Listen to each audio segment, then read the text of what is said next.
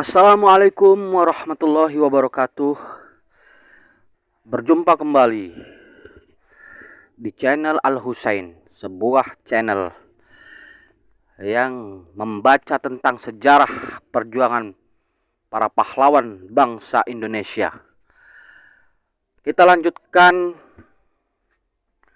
pembacaan sejarah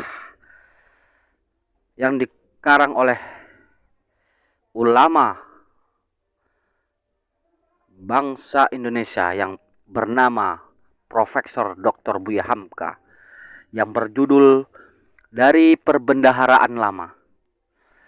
Bab kedua, Giri Pusat Agama. Yang pertama di Jawa, tempat yang penuh kenang-kenangan dan kebesaran. Tidak berapa belas kilometer saja dari kota Surabaya terdapat Bukit Giri. Di sana sangat indah pandangan ke laut, dan angin sepoi-sepoi lautan mengelus-ngelus muka kita setelah lelah mendaki. Di sanalah berkubur seorang di antara wali Sanga, Raden Paku, yang lebih masyhur dengan gelar Sunan Giri, putra dari Maulana Ishak, teman Maulana Malik Ibrahim. Mereka penyiar-penyiar Islam yang pertama di Jawa. Oleh karena ayahnya kembali ke Pasai dan lama belum juga kembali ke Jawa, Raden Paku dijadikan anak angkat oleh seorang perempuan kaya raya, yaitu Nyi Gede Maloka. Setelah besar, ia disuruh mempelajari agama Islam ke Ampel. Belajar bersama dengan putra Raden Rahmat Sunan Ampel, Makhlum Ibrahim, yang lebih dikenal dengan sebutan Sunan Bonang. Di antara 9 wali penyiar Islam di tanah Jawa, merekalah yang lebih mendalam pengetahuan agama Islamnya. Setelah Sunan Ampel melihat kedua anak muda ini, ada harapan akan berpengetahuan lebih dalam. Mereka disuruh berangkat keluar Jawa dan naik haji ke Mekah. Namun mereka singgah lebih dulu di Pasai, Aceh, menuntut ilmu kepada ulama di sana. Di sana pula Raden Paku berjumpa kembali dengan ayahnya. Ilmu yang dipandang menjadi inti segala ilmu di waktu itu, atau yang disebut ilmu sejati, ialah ilmu ketuhanan menurut ajaran tasawuf. Banyak ulama keturunan India dan Persia membuka pengajian di Pasai di waktu itu, sehingga para ulama di Malaka, bila ada yang tersangkut persoalan, ia bertanya ke Pasai. Setelah kedua pemuda itu, Makhdum Ibrahim dan Raden Paku, mendapat ijazah dari guru, mereka pun kembali ke tanah Jawa. Di antara mereka berdua, Raden Paku pula yang berhasil mendapat ilmu laduni, artinya ilmu yang langsung diterima dari Tuhan, sehingga gurunya di Pasai memberinya nama yang tinggi, yaitu Ainul Yakin. Oleh sebab itu, siasat mereka menyebarkan Islam pun berjalan menurut bakat masing-masing. Sunan Bonang memasukkan pengaruh Islam ke dalam kalangan orang atas, ke keraton Majapahit, dan membuat tempat berkumpul murid-muridnya di Demak. Sementara itu, Syekh Ainul Yakin mengadakan tempat berkumpul di Giri. Terdiri dari orang kecil, Sunan Bonang menanamkan pengaruh ke dalam. Sunan Giri selalu mengirim utusan keluar Jawa.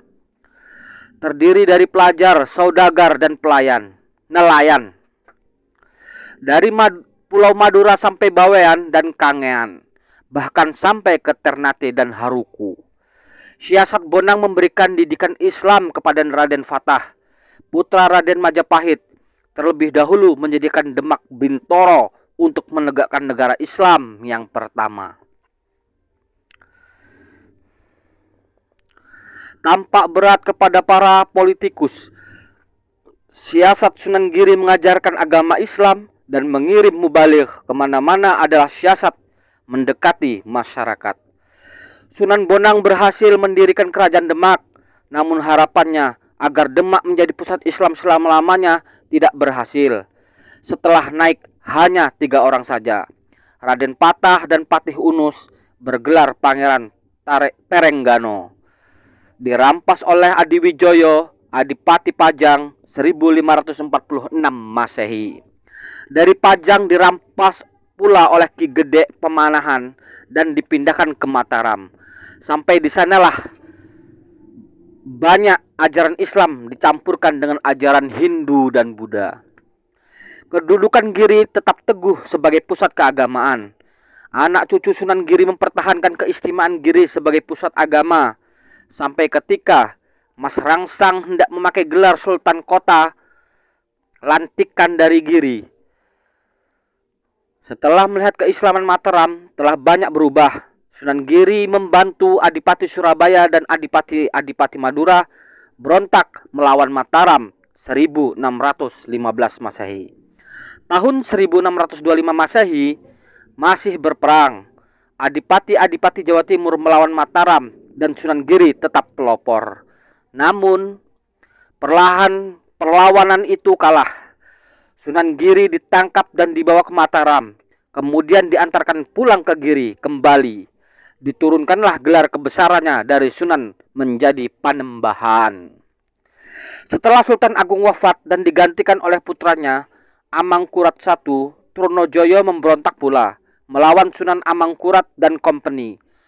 Trunojoyo dibantu oleh Karaeng Galesong dari Makassar 1675 Masehi. Trunojoyo diakui sebagai kepala perang Sabil. Turunan ulama Giri pun aktif membantu perlawanan itu. Sebab itu tidaklah heran jika Trunojoyo dapat dikepung di lereng utara Gunung Kelut, dapat ditahan oleh Kapitun Jongker, orang Ambon, dan dihukum mati, ditikam dengan keris oleh Amangkurat II pada tanggal 27 Desember 1679 Masehi. Yang langsung diserang besar-besaran oleh tentara-tentara Belanda dan Mataram ialah Giri. Sebab Girilah yang melatar belakangi perlawanan yang tidak putus-putusnya dari Jawa Timur. Pangeran Giri, keturunan yang paling akhir dari Syekh Ainul Yakin Raden Paku, ditahan dan dihukum mati pula. Garis kebesaran Giri yang bersejarah, yang telah turut mengalahkan Majapahit bertahun-tahun lamanya, ditahan di Mataram. Sejak itu Giri tidak bangun lagi. Setelah itu, untuk menghilangkan unsur-unsur yang berbahaya, sekitar 5.000 sampai 6.000 kaum kiai dan santri dihukum bunuh di depan umum. Jangan orang-orang menyebut juga agama Islam yang bersih dan tauhid yang ikhlas murni. Semuanya itu dilakukan ketika pengaruh Belanda mulai tertancap dalam kerajaan Mataram. Demikianlah kisah pendek dari Bukit Giri di dekat Gresik yang di zaman sekarang pun menjadi tempat yang penuh kenang-kenangan dan indah diembus angin laut. Bab ketiga, Islam dan Majapahit. Meskipun telah hidup di zaman baru dan peneliti sejarah sudah lebih luas daripada dahulu, masih banyak juga orang yang mencoba memutarbalikan sejarah. Satu di antara pemutarbalikan itu ialah dakwaan setengah orang yang lebih tebal rasa Hindunya daripada Islamnya, yang mengatakan bahwa keruntuhan Majapahit adalah karena serangan Islam. Padahal bukanlah begitu kejadiannya, justru sebaliknya. Majapahit pada zaman kebesarannya, terutama saat dalam kendali Patih Gajah Mada, memang sebuah kerajaan Hindu yang besar di Indonesia. Pernah mengadakan ekspansi serangan dan tekanan atas pulau-pulau Indonesia yang lain. Gajah Mada bagi Majapahit laksana Bismarck bagi Jerman. Ia mencita-citakan suatu imperium besar atas seluruh kepulauan Indonesia, bahkan sampai ke Semenanjung Melayu hingga mendekati Siam. Imperium besar di bawah kekuasaan Majapahit dan berdasar kepada suku Jawa. Terlebih banyak serangan-serangan dan tekanan itu dipimpin oleh Patih Gajah Mada sendiri atau orang lain yang disuruhnya. Akan tetapi, Kerajaan Pajajaran, sebuah kerajaan Hindu lain di Jawa Barat yang berdasar kepada suku Sunda, tidaklah mau takluk begitu saja. Sampai jatuhnya Majapahit Pajajaran tidak dapat ditaklukkan. Dalam kitab Pusaka Negara Kertagama disebutkan daftar negeri yang ditaklukkan itu. Kerajaan Hindu di Singapura sebagai lanjutan dari Sriwijaya pun tidak dapat bertahan. Malaya ditaklukkannya sampai ke Kelantan dan Terengganu. Ia pun sampai ke Pasai. Pasai adalah kerajaan Islam yang pertama di Sumatera. Di Terengganu waktu itu telah berdiri sebuah kerajaan Islam. Menurut penelitian, batu bersurat Terengganu yang sekarang tersimpan di Museum Kuala Lumpur menyatakan bahwa sebuah pemerintahan Islam yang menjalankan hukum Islam telah berdiri di sana pada abad ke-14 Masehi. Sebagaimana Pasai telah berdiri pada abad ke-12 Masehi. Kedua kerajaan Islam yang tua itu hancur lebur di Linyak ekspansi Majapahit.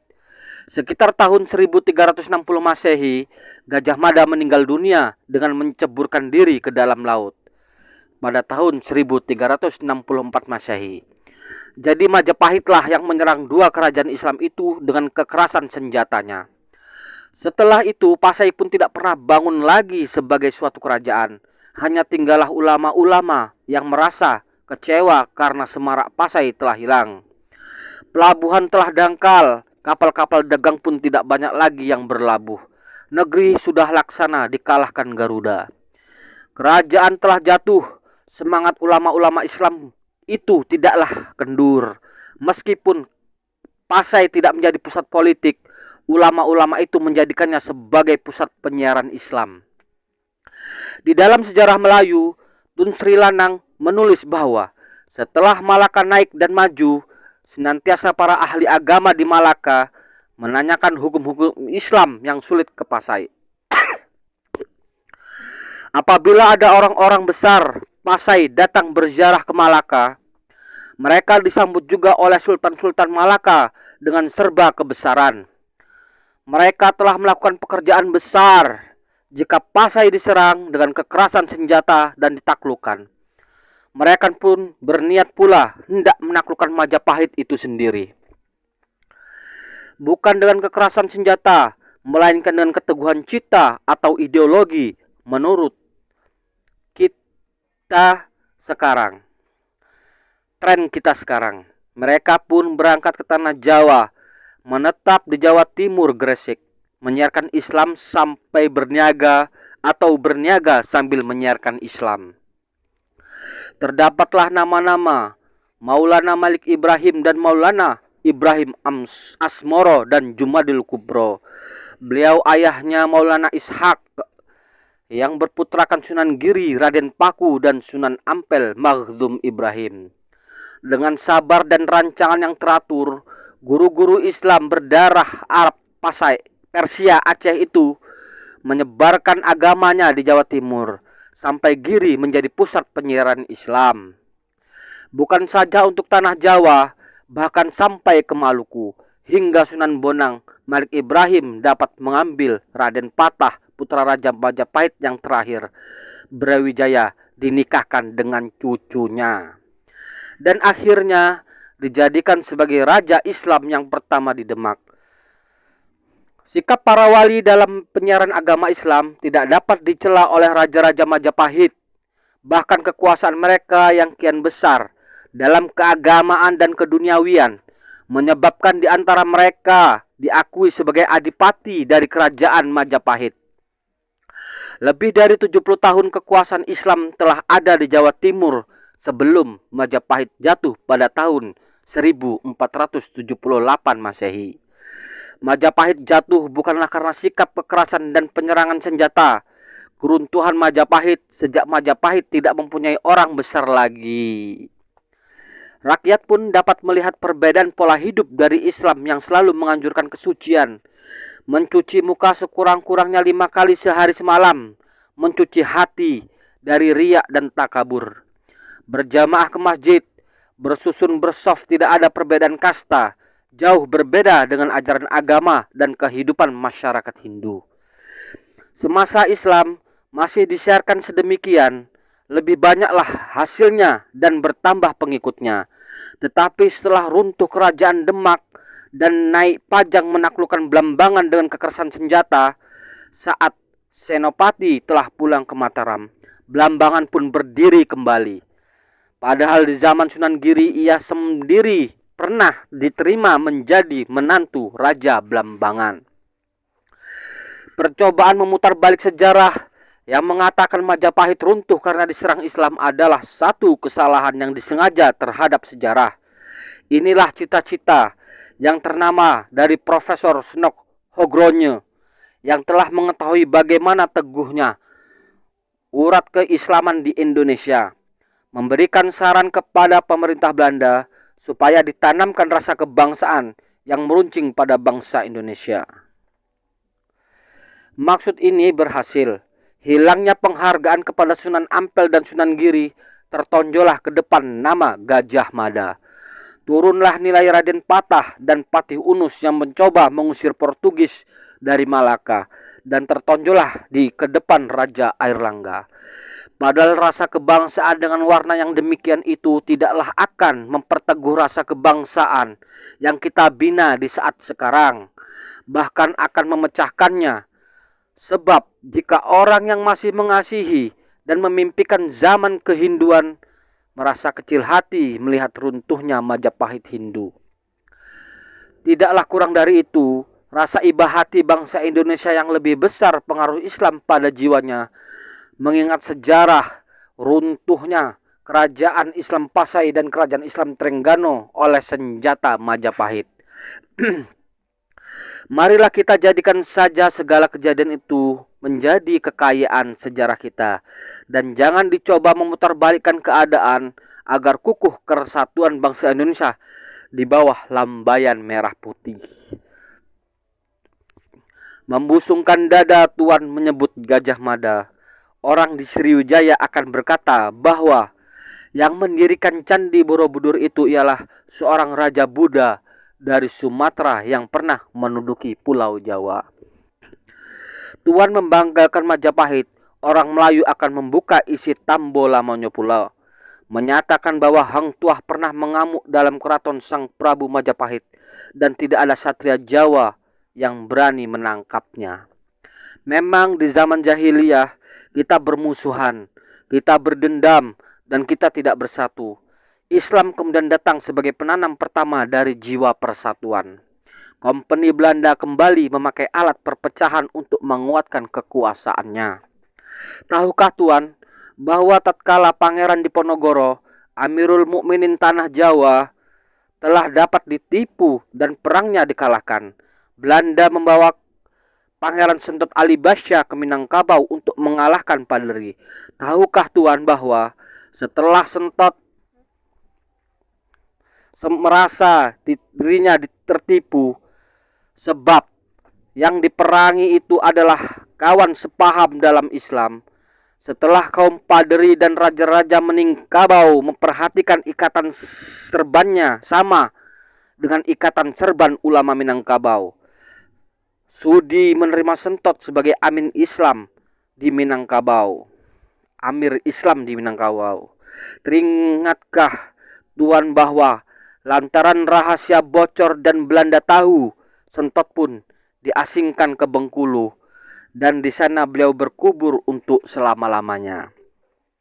Dengan memakai paham Islam, dengan sendirinya kebangsaan dan kesatuan Indonesia terjamin. Tetapi dengan mengemukakan kebangsaan saja tanpa Islam, orang harus kembali mengorek tambo sejarah lamo, dan itulah pangkal bala dan bencana. Demikianlah kisah sejarah yang ditulis oleh Buya Hamka, bab 2 dan bab 3. Video selanjutnya kita akan membaca bab 4, yaitu Islam di Madura. Jangan dilewatkan video-video berikutnya.